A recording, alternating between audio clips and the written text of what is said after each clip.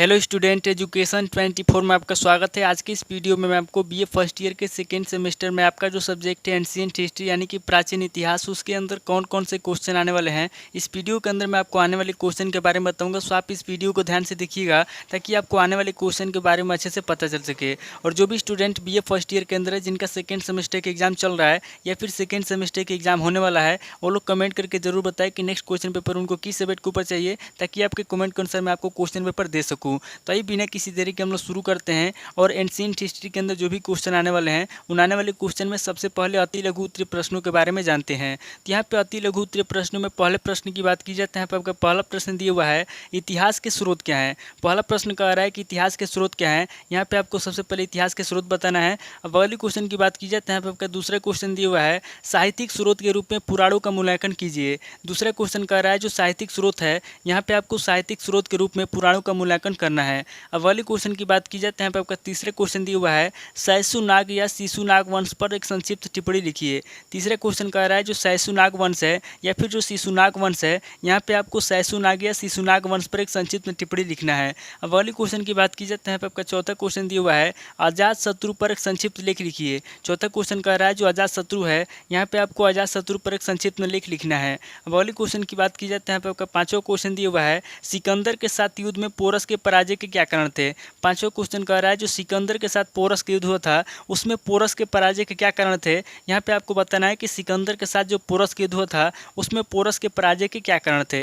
अब अगले क्वेश्चन की बात की जाए तो यहाँ पे आपका छठा क्वेश्चन दिया हुआ है, कंटक शोधन न्यायाधिकरण का उल्लेख कीजिए। छठा क्वेश्चन कह रहा है जो कंटक शोधन न्यायाधिकरण है, यहाँ पे आपको कंटक शोधन न्यायाधिकरण के बारे में बताना है। अब अगले क्वेश्चन की बात की जाए तो यहाँ पे आपका सातवां क्वेश्चन दिया हुआ है, कौटिल्य के अर्थशास्त्र पर टिप्पणी लिखिए। सातवां क्वेश्चन कह रहा है जो कौटिल्य है, यहाँ पे आपको कौटिल्य के अर्थशास्त्र पर टिप्पणी लिखना है। पहले क्वेश्चन की बात की जाए तो यहाँ पे आपका आठवां क्वेश्चन दिया हुआ है, सातवाहन वंश के पतन के क्या कारण थे। आठवां क्वेश्चन कह रहा है जो सातवाहन वंश है उसके पतन के क्या कारण थे। यहाँ पे आपको सातवाहन वंश के पतन के कारण बताना है। अब अगले क्वेश्चन की बात की जाए तो यहाँ पे आपका नवा क्वेश्चन दिया हुआ है, डेमेट्रियस प्रथम पर एक संक्षिप्त नोट लिखिए। नवा क्वेश्चन कह रहा है जो डेमेट्रियस प्रथम है, यहाँ पे आपको डेमेट्रियस प्रथम पर एक संक्षिप्त नोट लिखना है। अब अगले क्वेश्चन की बात की जाए तो यहाँ पे आपका 10वां क्वेश्चन दिया हुआ है, नहपान पर एक टिप्पणी लिखिए। 10वां क्वेश्चन कह रहा है जो नहपान है, यहाँ पे आपको नहपान पर एक टिप्पणी लिखना है। अब अगले क्वेश्चन की बात की जाए तो यहाँ पे आपका 11वां क्वेश्चन दिया हुआ है, बौद्ध धर्म के संरक्षक के रूप में कनिष्क प्रथम का मूल्यांकन कीजिए। 11वां क्वेश्चन कह रहा है जो कनिष्क है, यहाँ पे आपको बौद्ध धर्म के संरक्षक के रूप में कनिष्क प्रथम का मूल्यांकन करना है, यानी कि कनिष्क प्रथम के बारे में आपको बताना है। अब अगले क्वेश्चन की बात की जाए तो यहाँ पे आपका 12वां क्वेश्चन दिया हुआ है, गुप्त शासक समुद्रगुप्त का संक्षिप्त परिचय दीजिए। 12वां क्वेश्चन कह रहा है जो गुप्त शासक समुद्रगुप्त है, यहाँ पे आपको गुप्त शासक समुद्रगुप्त का संक्षिप्त परिचय देना है। अब अगले क्वेश्चन की बात की जाए तो यहाँ पे आपका 13वां क्वेश्चन दिया हुआ है, हर्ष की धार्मिक नीति का उल्लेख कीजिए। 13वां क्वेश्चन कह रहा है जो हर्ष की धार्मिक नीति है, यहाँ पे आपको हर्ष की धार्मिक नीति के बारे में बताना है। अब अगले क्वेश्चन की बात की जाए तो यहाँ पे आपका 14वां क्वेश्चन दिया हुआ है, आदित्य वर्मा का परिचय दीजिए। 14वां क्वेश्चन कह रहा है जो आदित्य वर्मा है, यहाँ पे आपको आदित्य वर्मा का परिचय देना है। तो टोटल आपके 14 क्वेश्चन होंगे जो आपसे अति लघु उत्तरीय प्रश्न में पूछे जाएंगे। अब आगे हम लोग लघु उत्तरीय प्रश्नों के बारे में जानेंगे। तो यहाँ पे लघु उत्तरीय प्रश्नों में पहले प्रश्न की बात की जाए तो यहाँ पे आपका पहला प्रश्न दिया हुआ है, गणराज्यों के विषय में ज्ञान प्राप्त करने के साधन बताइए।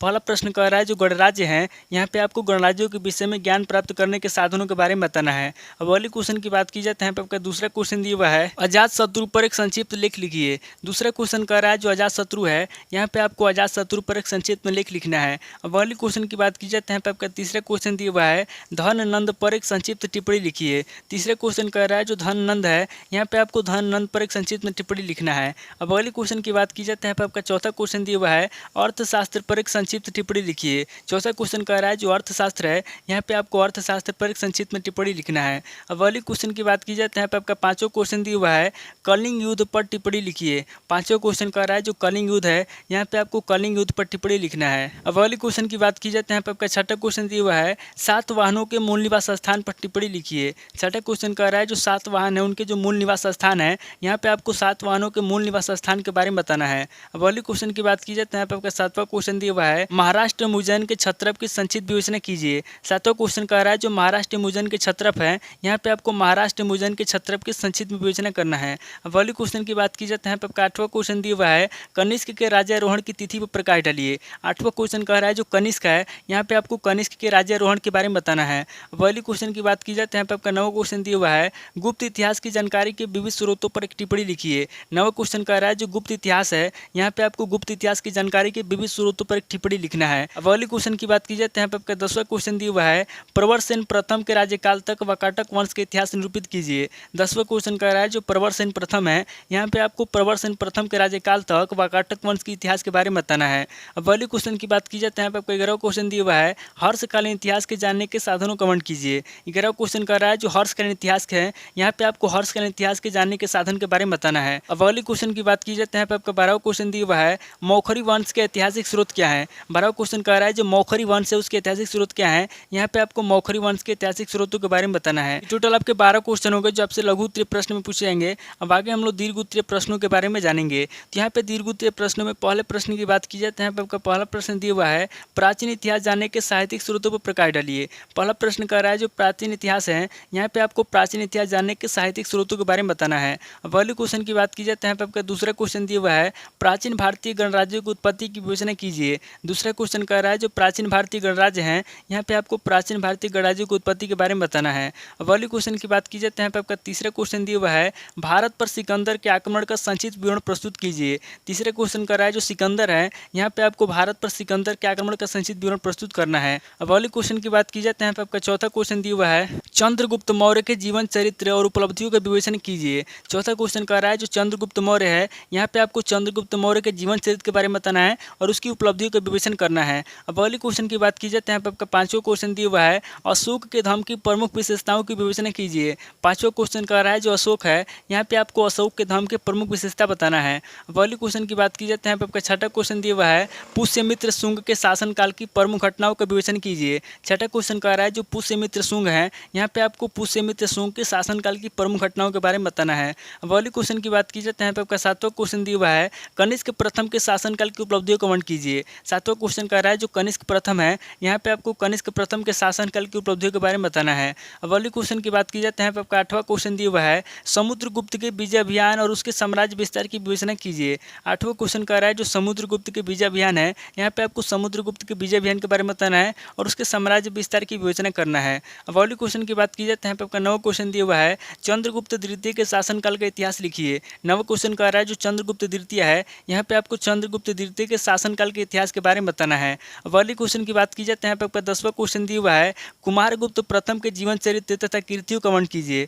10वां क्वेश्चन कह रहा है जो कुमारगुप्त प्रथम है, यहाँ पे आपको कुमारगुप्त प्रथम के जीवन चरित्र के बारे में बताना है तथा उसकी कीर्तियों का वर्णन करना है। अब अगले क्वेश्चन की बात की जाए तो यहाँ पे आपको 11वां क्वेश्चन दिया हुआ है, वाकाटक कौन थे, वाकाटक वंश का संक्षिप्त इतिहास लिखिए। 11वां क्वेश्चन कह रहा है कि वाकाटक कौन थे, यहाँ पे आपको सबसे पहले वाकाटक के बारे में बताना है, उसके बाद आगे आपको वाकाटक वंश का संक्षिप्त में इतिहास लिखना है। अब अगले क्वेश्चन की बात की जाए तो यहाँ पे आपको 12वां क्वेश्चन दिया हुआ है, कनौज के मौखरी वंश का संक्षिप्त इतिहास लिखिए। 12वां क्वेश्चन कह रहा है जो कनौज के मौखरी वंश है, यहाँ पे आपको कनौज के मौखरी वंश का संक्षिप्त में इतिहास लिखना है। तो टोटल आपके 12 क्वेश्चन हो गए जब से दीर्घ उत्तरीय प्रश्न में पूछे जाएंगे। तो इस वीडियो के अंदर मैंने आपको अति लघु उत्तरीय प्रश्न, लघु उत्तरीय प्रश्न और दीर्घ उत्तरीय प्रश्न तीनों तरह के प्रश्नों के बारे में बता दिया। आप इन तीनों तरह के प्रश्नों को नोट कर लीजिए और किसी किताब से सीरीज से मिला करके याद कर लीजिए। तो दोस्तों आज इस वीडियो को मैं पे स्किप करता हूँ, मिलता हूँ आपसे नेक्स्ट वीडियो में। अगर आपको वीडियो अच्छा लगा तो वीडियो को लाइक कीजिए, शेयर कीजिए और कमेंट करके बताइए कि आपको नेक्स्ट वीडियो किस टॉपिक के ऊपर चाहिए। थैंक यू दोस्तों।